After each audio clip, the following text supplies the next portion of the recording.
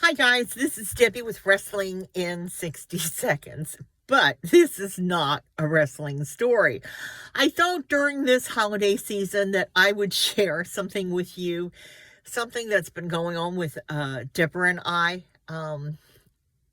I usually don't like giving personal information out on us, but I just wanted to know if anybody has ever had this happen to them, because it's kind of creepy and it's a true story.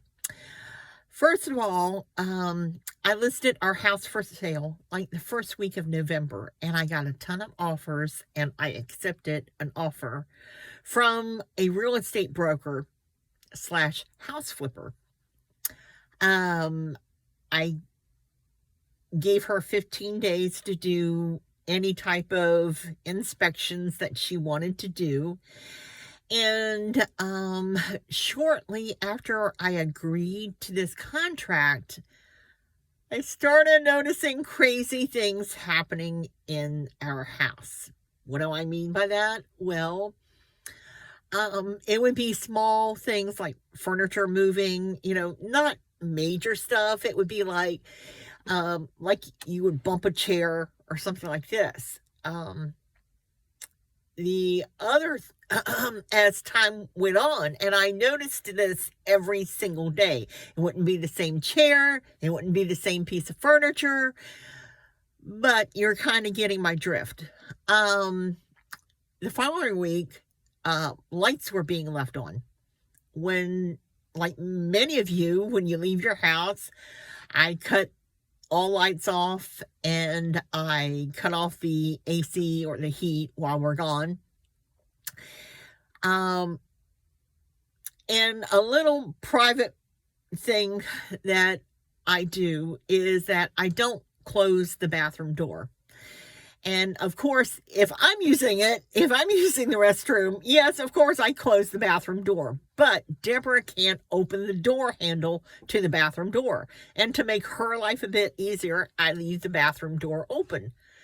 Well, every time that we would come back in the house, the bathroom door would be shut. I would always call my realtor and say, hey, somebody's been in our house. They're not eating food. It's like they're coming in and just chilling out. So we are getting close to closing, and we leave one day and we come back, and you know how you make a bed and it's, the covers are always like, don't have any wrinkles on top of the bedspread.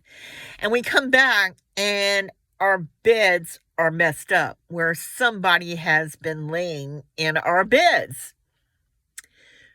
2 days after that, the realtor was buying my house, calls and wants to know if I'm leaving any beds in the house. Now, how are they coming in, you may ask? Well, the realtor's lockbox. I suspect that it was the person that was buying my house. The contract fell through because I have a 100-year-old oak tree that hangs over top our house. And one of the branches, there's nothing wrong with the branch other than it's just hanging over top the house. And the company that she wanted to remove it wanted to charge $17,000. And she wanted me to pay for that. And I said, no. So the contract was void. It took 4 days for her to release that contract after I had already signed it. And of course, after the contract was void. There is no forced entry into my house. How they're getting in is that they're going through the lockbox. And the lockbox that was on the house doesn't electronically tell you who's been in the house. Now, here's the other thing. Sunday, Deborah and I were going to the movies, and we left the house about 11 to 15. We're sitting in the theater about a little after noon, and I get a call from my neighbor. Debbie. And I'm like, Shauna, hey, what's going on? She said, I am so creeped out right now. I'm like, why? She says, because your front door is completely open. She said, I grabbed someone to make sure there was nobody in the house, and the door was locked, but it was wide open. And I'm like, I shut and locked that door when I left. And she says, that's not all. She said, when we went around the back of the house where the lockbox is, the lockbox was open, but your key was still inside.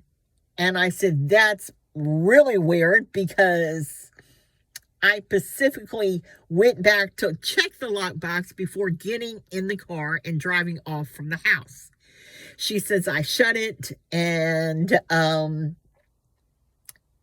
it's okay. And I said, we're on our way back home. So we came back home. I tried to remove the realtor, and I are real close friends who has the listing on my house, and she gave me the code, and I tried to get the lockbox off, and they had changed the code on the lockbox. So the realtor and her husband ended up having to cut the lockbox off of my house door.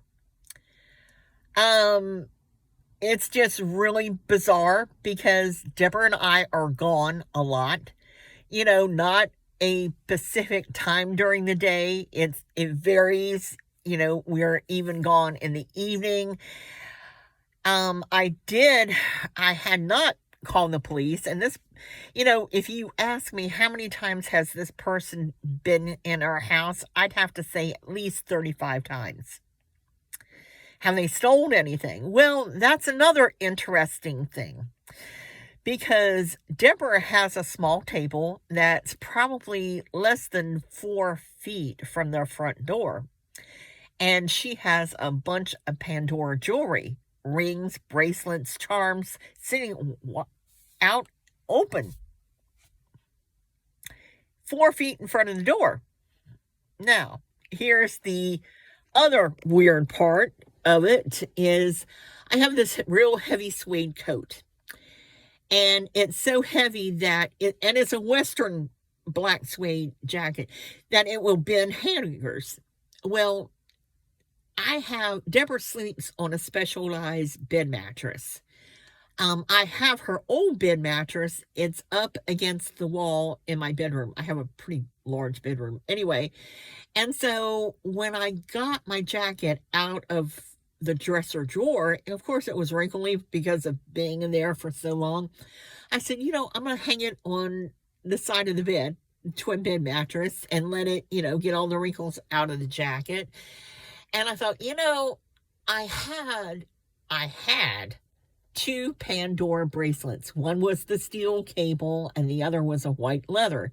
Now, there were probably 3 charms on the white leather, and there was probably 6, 7 charms on the other. They were not full, and both were in a Pandora box. And like I said, I had put that jacket on the corner, so there would be one jacket pocket that would be between the bed mattress and the wall, and the other one was exposed. They're pretty deep pockets, and so I'm like, nobody's going to be thinking that there's anything in here. Well, sure enough, they're gone.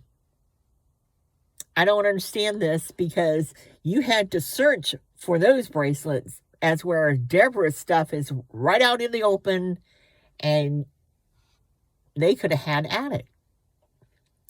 I don't get it. I haven't missed anything else. Of course, I put a lot of stuff in storage when we thought we were going to be closing before New Year's Eve.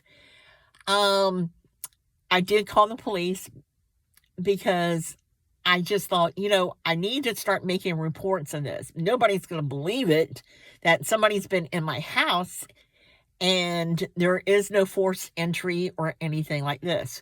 When I called the police on Sunday and I explained the situation, and they suggested that I get a wildlife cam, so that camera can take photos and send it directly to my phone. Even if they steal the camera, I will still be able to get pictures from my phone. I don't know. The police think it's somebody in my neighborhood. I think it's the realtor. And I think that she's had a key made. She got the key out of the lockbox. She went and had a key made for herself and then put the key back in the lockbox. I don't know. I'd love to get your opinions, your ideas. It's creepy as heck. You never know. You're always thinking, oh, and I forgot, about 2 weeks ago, we're sitting here, and my driveway is really odd because I have a fence on one side of the driveway, and I have 200-year-old oaks on the other side. So you really need to be able to know this driveway in order to come into it fast. Well, Deborah and I were sitting here watching TV, and a car pulls in my driveway almost as fast as I do. And I even said, wow, that person's been here before because look how fast they've been. And they slammed on brakes when they saw that we were home. And they sat there for a few minutes, and then they drove by the house, went in my neighbor's driveway, turned around, and then sat in the middle of the road and watched Deborah and I for about 20 minutes, just sitting in their car. And I'm like, oh, this is getting creepy.